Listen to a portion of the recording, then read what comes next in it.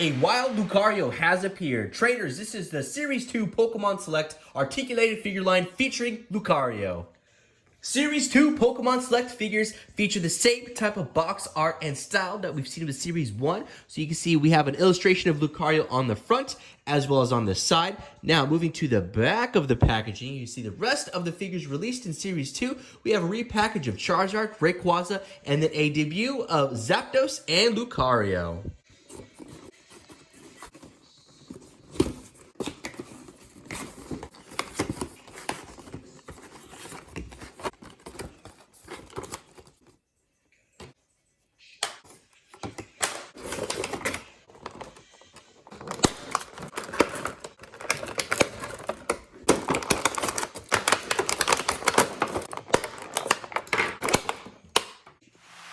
Lucario was caught. Here it is out of the packaging. Right off the bat, I can tell there is a lot of different points of articulation to this figure. So we'll jump right into that. But before we do, we'll continue to take a 360-degree look at the design and the paint applications. Design looks great from what I can tell so far. Paint applications stay true to the character in the show. And then Lucario also comes with a multi-articulated stand like we've seen with the rest of our Pokemon Select figures.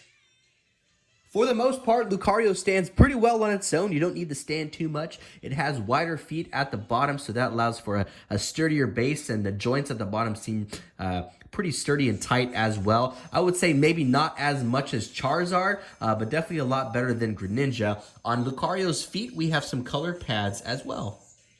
The stand placement is on the back left-hand side, right above the tail. Moving into Lucario's articulation, starting with the head, we have a swivel joint here, so we can turn the head 360 degrees. We also have a little hinge joint, so we can do a little bit of hyperextension, so we can have Lucario looking upwards, and then we can also do a little bit of flexion, so Lucario can look downwards as well. The ears have no articulation, as well as the back of the head has no articulation there. At the shoulder, we can bring the joint upwards, we can bring it on down, we can rotate all the way around. Top of the bicep, we can rotate that and spin. We have double joints here at the elbow, so we can take this arm and we can bring it pretty much flush on itself. At the anterior portion of the wrist, we have flexion here.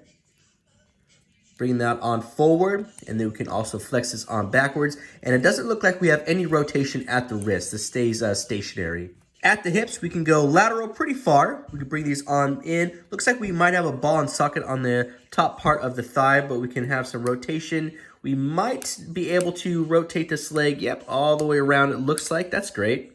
Moving down the leg, we have 3 different segments. Each of these is a swivel joint and a hinge joint, so we can spin all the way around, and we can also do some flexion forward and backwards. So the top one, we can rotate all the way around. We have our flexion backwards, forwards. Next segment down, same exact thing, and then flexion forwards and backwards. And then I guess the top of the foot, we can rotate all the way around. You can see the colored pads.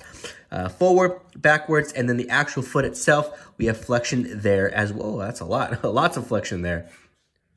Moving up the torso, we have a swivel joint, so we should be able to rotate Lucario all the way around. And then we also have a hinge joint here with some hyperextension coming backwards with a little bit of flexion coming forward. The last point of articulation Lucario has is going to be at the tail. Looks like it is a ball and socket joint, so we can freeform this tail pretty much any direction we want to go. Let's see how tall Lucario is in our Pokemon Select line. We know in the anime, he's about 3 feet 11 inches, and here it looks like 6 and maybe just under or just at 6.5 inches. Since we started with this card, I want to see if I can recreate this pose just based on this card alone.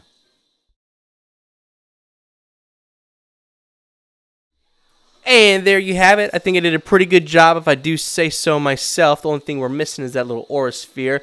But the posability is awesome, and I'm having no problem standing Lucario up just the way it is. Next, I'd like to do some comparisons, so we'll take some other figures from the Jazwares line, like this Battle Ready Venusaur, and then we'll do, how about Ghastly 375-inch standing next to Lucario, and then also we'll do Pikachu.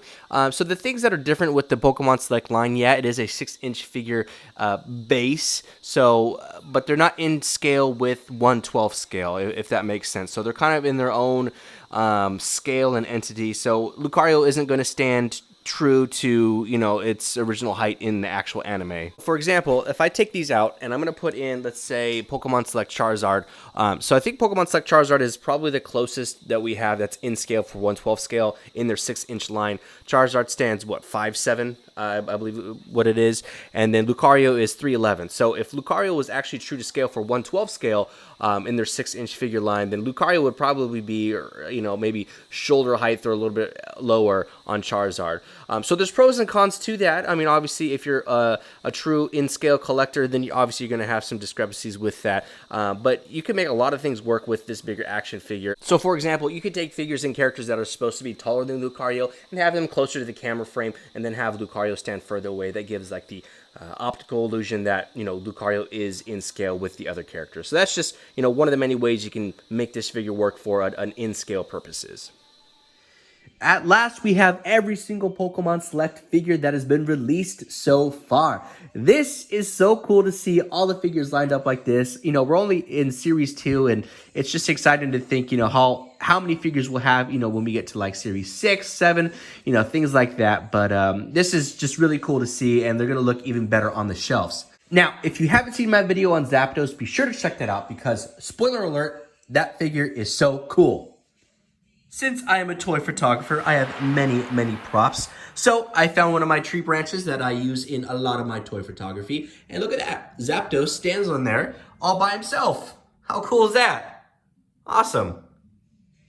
All right, everyone, that wraps up the review and unboxing of the new Pokemon Select Series 2 Lucario articulated figure from Jazwares. This is $19.99, just like the rest of the figures that we've seen, and it is hitting Target stores now. My only gripes on this figure is I would say it's a little bit harder to stand here and there. I mean, nowhere near where Greninja was, but there are some limitations here and there, but for the most part, it stands really well. I don't think that should deter anybody from wanting to buy this figure. I think it's a great addition to your collection, especially diehard Lucario fans. You guys are going to really love this figure. The only other thing I'd have to say is I really did wish it came with an Aura Sphere or some sort of attachment, kind of like how Greninja does. I think that would have been an awesome addition to this figure, but you know, we could always Photoshop something in or, you know, create something of our own.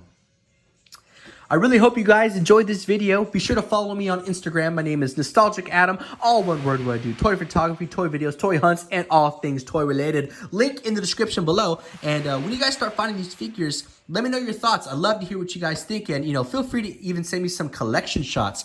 I'll even repost them on my story if you want. All right, I will see y'all in the next video.